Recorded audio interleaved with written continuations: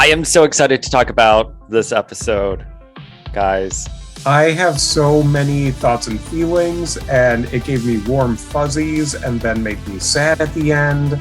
So yeah, there are so many things to chat about. And how are we going to cram this into a mini-sode? I don't know, but thankfully we have Randy, aka the Milkshake Scholar, coming back. What's up, Randy? I'm excited. I have questions. Hopefully we have answers. And you are such a huge T'Challa fan. You even have him framed behind you. I do. I love the T'Challa frame. Oh, I'm so excited. Yes. So why don't we just dive into this episode? This is Chadwick Boseman's final appearance, performance as T'Challa. It was so beautiful. What was everyone's reactions? You have the poster. How you feel. Oh, I think my immediate response was, do I want T'Challa as Star-Lord from now on? Yes. The answer is yes. Yes. That was so cool. Like, yeah, that was really amazing. Oh my God, I have so many feelings. So, one, you take him from Wakanda and you think, all right, like T'Challa in Wakanda is awesome. But what better than T'Challa in outer space, going to different planets? And that was amazing, especially because I got to see him have a drink with Thanos. I mean, was it Marvel happy hour with Thanos and Yondu? Just everyone having a good drink in Wakanda. I thought that was awesome. Yeah, what bar is this and how can we go there? That looks like a good time hang. Yeah. And I feel that is a vibe that I could get into. Just you just go through the door and they're there and they're having a great time. And the overarching thing I got from this episode was positivity. I came out of it feeling so good. And it's so easy, especially in Marvel, for them to conceive of what if type stories and alternate realities where it is doom and gloom and everything sucks and people are dying left and right. And this was the opposite of that. I want to see so much more of this universe. Oh, same. It was, I was so emotional watching it. Like Chadwick Boseman's performance just made me smile. And seeing T'Challa as Star-Lord at that opening scene, I was just, because the opening scene in Guardians 1 went so much more different with Korath. And just, he's here like, oh my God, you're Star-Lord.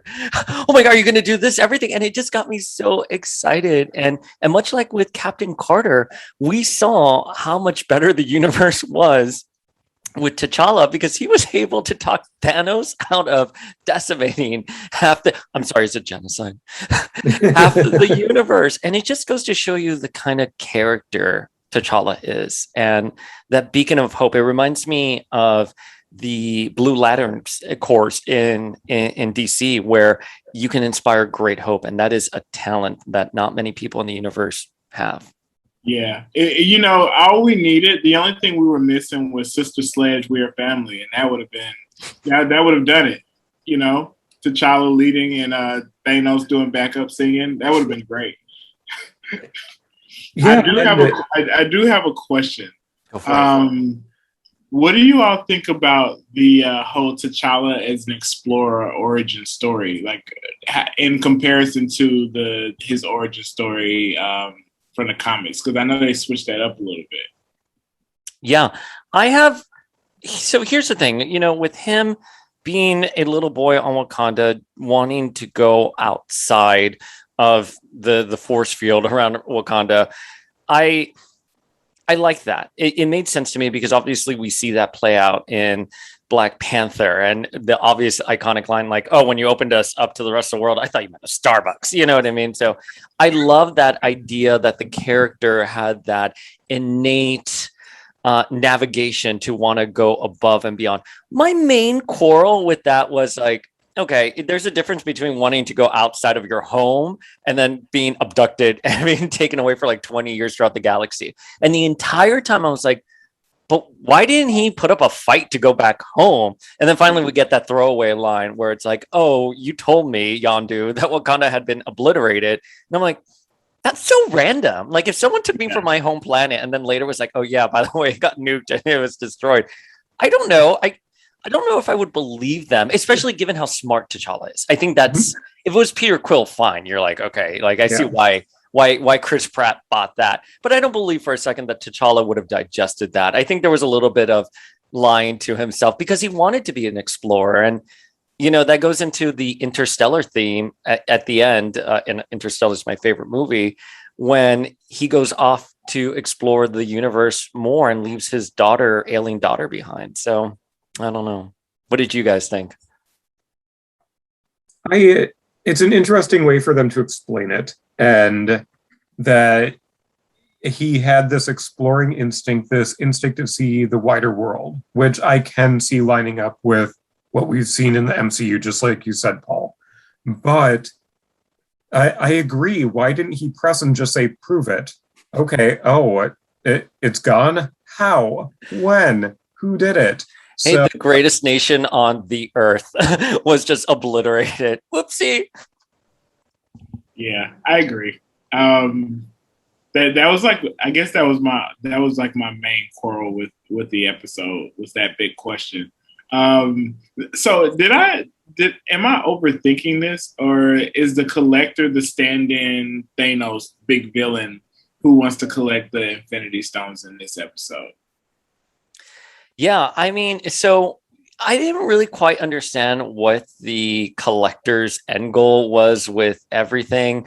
I don't know if he necessarily had the decimation of half the universe there, but he definitely had nefarious ideas. And I do love that at the end we had, oh my God, what's her name? Karina? Is that her name? Mm-hmm. Karina come in and just like have everyone he's collected come in and just like totally like beat him up and get like really like his just desserts. So, you know, and by the way, sidebar, I didn't know that was Benicio del Toro coming back to voice him, because to me it did not sound like anything like him. Oh, I didn't know that. Yeah, the voice talents for this episode, if you look at the credits, insane. They got almost everyone back. Like they got Josh Brolin back. Yeah. Of course, Chadwick, everyone. So it was super impressive that they got them together for this sort of reunion / alternate universe story. Yeah, so T'Challa, Nebula, Yondu, Korath, all came back. Papa Black Panther came back as well. Thanos, Benicio del Toro, Kurt Russell as the Ego, you know. Yeah, you saw that? Yeah. Dania Gorea is back. That was wonderful. But no David Bautista, which we knew and we talked about in the previous episode. But I got to tell you, had that tweet that he wrote not gone out, I would have thought it was him. Yep. The voice acting was spot on. I would be nervous if I was him, because I was like, wow, this guy literally just did my job. Yeah. But I don't know. Again, is it a contract thing? Was it a scheduling thing? Because it's weird. They have what I saw. So the executive producer of the show came out after Dave Bautista tweeted that out and said, "Oh, it must have been a miscommunication." Okay. Whoa. Okay. Sure, Jan. Sure.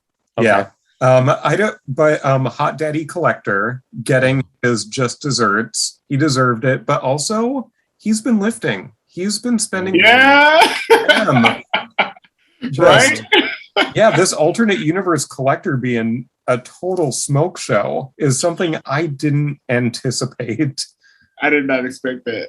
So I think they just sort of went with the 90s Marvel vibe of like, your big bad needs to be horribly muscular, and like the muscularity of this person needs to give all the young gay boys body image issues. Like, it is skewing to that where it's like, it's impossible. No one can have this body, probably filled.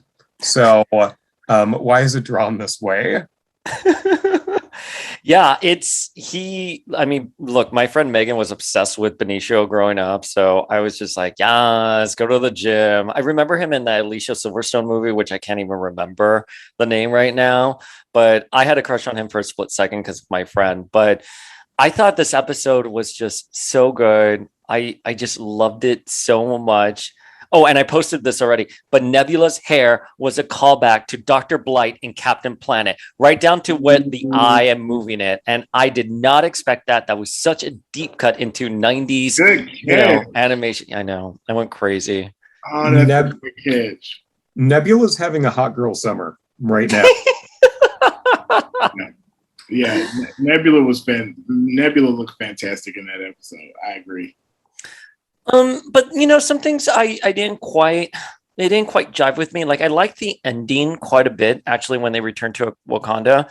But like if I'm Papa Black Panther here, I would be like, oh, you abducted my son. And I know like T'Challa kind of smooths it over, but I'm like, but still. And then we don't get Shuri or the Queen speaking at all. No. I was like, missed opportunity because those are your stars. I'm sorry. Those are your stars. Angela Bassett. No one puts Angela Bassett in the corner. I'm sorry. You know what I think it is? I'm going to take a page from Daryl here and say that there was probably a miscommunication and they didn't want anybody else doing the voice for Angela. So they're like, all right, we're just going to have Angela's character on screen. No voiceover. Yeah, Dave Bautista just sent out a mean tweet. I think that Angela Bassett would kill a motherfucker. I think Angela Bassett is just like on another plane of existence. She's just like, what happened? What animation? No, darling, I need to be here. You know what I mean? Like, I only do performances. That's how I kind of would. But you know who else wasn't in this episode? Surprisingly, Chris Pratt at the end. I was surprised. Really? That was not him. That was, hang on, let me look at my notes here. Brian Delaney. How did I miss that? Like, I'm sorry, he had literally one line. Like, Christopher Pratt couldn't get on Zoom and just say, what's up, or whatever the character said. Yeah. Like, you couldn't get him for 2 seconds. So that was Star-Lord. Yeah, that's such a Star-Lord move by Chris Pratt. I think that was a budget thing. No way they wouldn't have gotten him if they couldn't. Or just recycled, like, unused things. Like he could say anything in that moment. Why not use some like cuts or stuff like that haven't been aired? I don't know. Suspicious to me. Suspicious. That's true. Very sus. I want to know. So automatically, I mean, we get this right away.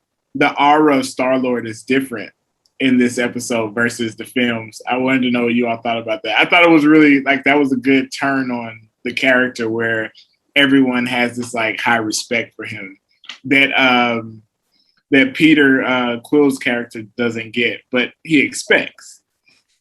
Yeah, dirtbag Peter Quill doing nothing for his own reputation, and it shows that he could have. Obviously, T'Challa put in work and sort of turned the organization around, but Peter Quill just sort of went with the flow and did his own thing. And obviously, there are elements that may have led to that. They had different family situations, but they were kidnapped and stuff like that. But I really liked the spin that this episode put on the Star-Lord character and that brand that, hey, no, they're actually seeing he and everyone else as people who are doing good things within the universe. Like, they've reformed their ways, and I feel that he played a big part in that. 3 things on that. 1, there was no music in this because that was something that was so incredibly tailored to Peter Quill. So, that's a hallmark he brought, and that's an element I kind of miss. I was hoping that we would see some music in this with T'Challa, but no, it's something that was specific to Peter Quill. And I don't know if I would want anyone to bring a soundtrack to Guardians of the Galaxy if it wasn't James Gunn. Secondly, we know that Peter Quill would talk about legendary heroes in the Guardians series, and one of them being David Hasselhoff. But here we actually get Robin Hood.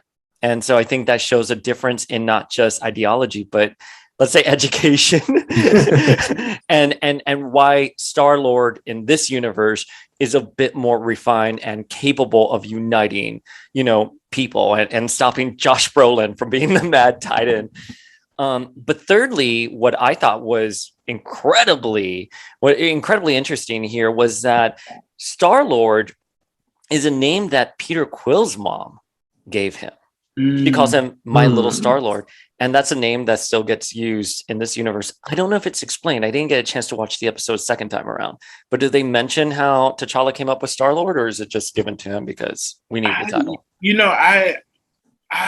They just gave it to him. They just called him Star-Lord. So that did not get explained unless I'm missing something there. I don't recall anything either. I mean, it does make sense that he was a prince. So it would probably brand him as like, oh, our little Star-Lord or something like that once, they kidnapped him. So I can see that happening. I don't think they explained it though. No, but I mean, it's just because I think Peter Quill's mom, in that letter that she gave him right before she died, she goes, "My little Star-Lord." So it's such a strong emotional beat as to why the character has the name Star-Lord that you're like, oh, why is it used here? And I don't remember, because again, I only watched it once. I don't remember if they actually they did call him Star-Lord, but I don't know if it was ever explained. But yeah, so I like that differences with the character. Listen, I mean, Chadwick Boseman's T'Challa is, I would take an entire series just based off of this. Well, he's supposed to be back for several other episodes this season. Oh, yes. Yeah, I think at least versions. Yeah, he's different versions in different realities.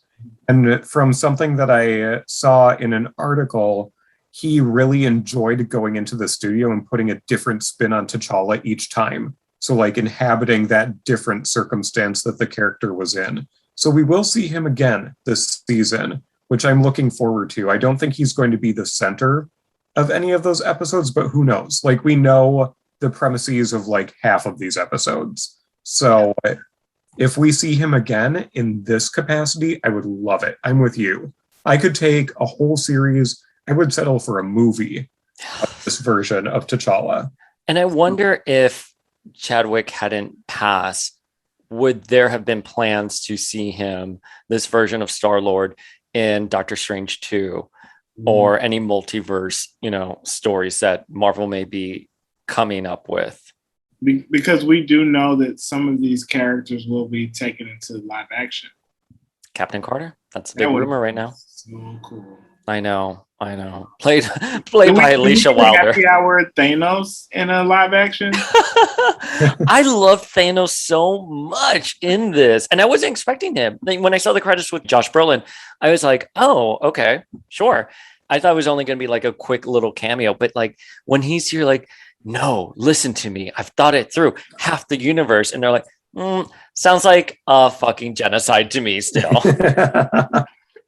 him and Yandu. Yes. And speaking of things I didn't expect, Howard the Duck. Oh, yeah. Seth Green again. I love Howard the Duck. Howard the Duck is so funny. I don't know if either of you have read like his original series or even the recent series by Chip Zdarsky. Just fantastic. But it really, speaking of things that will never come to pass, obviously, and very sadly, we won't have Chadwick Boseman live again. But Howard the Duck, they canceled that Hulu TV series, and they just totally said no thanks. And I think it's an incredible loss because it's a very quirky character, but he's really made for the multiverse. You could slot him in anywhere and he would bring an anchor or a sense of levity to whatever story you're trying to tell within the multiverse and almost be like the Watcher without being that godlike character. He's much more an everyman or an every duck, as he would say. I wonder if I feel like of all the studios that we've seen through the years, I feel like Marvel's been the most flexible. I wonder if that's possible, or if they've thought that, maybe it would be nice. And I think we saw a little potential with him here. And this goes along. They canceled Howard the Duck at the same time they canceled the Tigra and Dazzler series as well. And I think that was the changeover. to Kevin Feige taking over all of Marvel TV and being the overall visionary. They like cut everything the previous dude was in charge of. Jeff and Loeb. Yes, and those two series were victims of that. So, and that was such a curious announcement because Dazzler being there recently acquired with the Fox rights, which would have been great, and it would have led into the Offenders. Yeah, it was an odd move, but I did like seeing Howard the Duck. I'll take Howard the Duck however I can get him, and winding up at basically the carbon copy of the Mos Eisley Cantina from Star Wars and just staying there to drink at the end of his appearance. Like, that was straight up the Star Wars Cantina that was drinking at. Do you, along with Howard the Duck, Paul, is there another character from this episode that you would like to see later in this series? That's a really great question. I mean, T'Challa. That's like the first one I really want to see, and I think Karina had a lot of potential. I want to see where they're going to go with her. What did Dan Who call her? Nebula, who went to the salon. I think Nebula looked great. I love this version of her where she's like at the end, like, "Oh, Dad!" Like, I thought that was very clever and really heartwarming and into a very grim, awful relationship. But yeah, I mean, I think those three: T'Challa, Howard the Duck, and Nebula, for Karina. I think those four for me were like the breakout stars, and Karina just got a second chance, and I'm so happy with that because it was not a very great fate that she was met with in the prior movies. So yeah, how about you? Is there a character you want to see? I mean, it would probably be between Yondu and Thanos, and I'm leaning toward Thanos because Yondu does redeem himself in the film, so I would like to see Thanos in this new version of himself. Yo, I just forgot that Yondu died until this moment. R.I.P. Yondu. R.I.P. Yondu. I'm sorry you died. Mary Poppins. It would be interesting. Let's see what Marvel is going to bring. I think Thanos is a likely candidate just because how easy it is to CGI him and then just have Josh Brolin do the voice work for it rather than just getting an actor and sort of having him on set like that. So although Josh Brolin has done, the visual effects or like the actual movement for Thanos.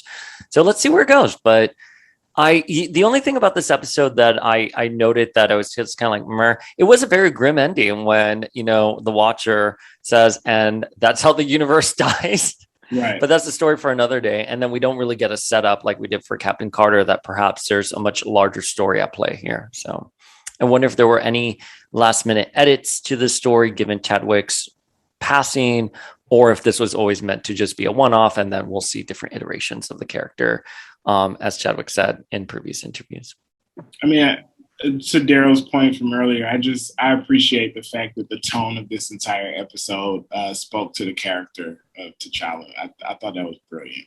It's almost, yeah. I mean, I guess even without knowing that what happened would happen, it just speaks to who he was as an actor and that character in general. So, well, it did feel like a celebration of the character, like all the positive. Yeah.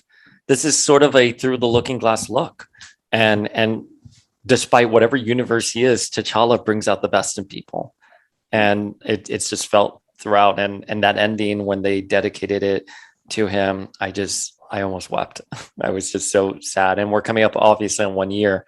I believe it was the 28th since he passed. A heartwarming moment that I really liked was Cosmo the dog. Yes. Oh, I was so happy that Cosmo got out of their cage. Yeah, that was really cool. I love that. That was a great moment. It was. And because I saw Cosmo obviously, trapped there, and it made me really sad. And then later on, you see Cosmo at the bar. So it was also cute. I loved it. What a great redemptive arc. I mean, I think now we need every episode to end with all the characters at the bar. I think that's the only way to do this now. Yes, I agree. Can you imagine Captain Carter at a bar? She's like, I don't really feel any of the side effects of alcohol, but so that would be really cute. Randy, what do you want to see this entire season? What are you hoping to see from What If? What am I hoping to see? All right, so I mean, of course, I'm a big T'Challa fan. So we don't know. We know that he's appearing again in later episodes. I would love to see T'Challa at home with Thor. In some form or fashion. I think that would be really cool. Now that we've seen T'Challa in space, I want to see him go to Asgard. Oh, brilliant. That'd be so good. Brilliant. I think I want to see him with Thor now. Yes. And then with Spider-Man with the Doctor Strange cape. I want to see all three of them having a cosmic kiki together. Yes. And with Captain Carter leading them. Yeah, that'd be cool. Because I think they'll have too much fun and they need Captain Carter to make sure that, like, hey, there's a mission here, guys. Focus. How about you, Matrox? I think that I've been very impressed by these first two episodes. I did not expect to connect with the series like I have. And I know in previous TV season reviews, you've asked people to rank. And I feel that I would be able to rank this series alongside the live action series, where typically I would separate animated and live action. I feel that this is very strong and is able to hold its own against a live action series, which speaks volumes about their creative and their writing. Yeah. And because even if the animation was not as good as it is, and it's fantastic, it would still be so good. And it would still be hitting it out of the park. Well, let me ask you guys a question. And Geekable posed this question in their recent episode. Do we think this is canon? Like, obviously, this is What If storylines, but do we think the canonness of this is going to play a larger role in the MCU? I think yes. I think we're going to see them in Doctor Strange too. Absolutely. I would hope so. I mean, as you all mentioned before, the writing is really good, and I think it lends itself to future episodes or film. So yeah, I hope so. Yeah, I absolutely agree. It is canon in my mind. It's my head canon, and they can reference it. They don't necessarily need to go there again in terms of any of these stories, but they can reference them. And I think that would be clever, even if it's a reference in Doctor Strange and he says, oh, well, this is the reality where T'Challa was Star-Lord or something like that. If you just throw one line like that into a live action movie, it will legitimize the entire series. And that's pretty powerful. And I think they'll probably leverage that at some point. Absolutely. Agree. That's a great point. I'm ready for more. I did not expect to be this invested in this series. Same. I have to say, I think this is my favorite episode so far. No, we've only had 2 episodes, but it's going to be hard to top this one because I like Captain Carter, but I loved this one. This is definitely number 1 so far. I mean, the Marvel's TV series are really good. You know, I thought that nothing would top Scarlet Witch, and here we go again. Everything is just getting better and better. Yeah. Randy, where can folks at home connect with you? At Milkshake Scholar on Instagram. That's where you can find me. Drinking milkshakes and talking to friends. I love your series so much. Excellent. So much. Any exciting interviews coming up? Right now, I'm taking a break right now. I'm on summer break. And I'll be back in the fall. I haven't set a date yet, but do expect some content in the fall. Woohoo! Can't wait. All the episodes from season 2 are now online. So if you want to go to Instagram, you can catch all of them there. Yep, go ahead and check them out. You'll even see me try to make a strawberry milkshake on camera and literally blows up in my face because I'm horrible in the kitchen. You did fine. You did great.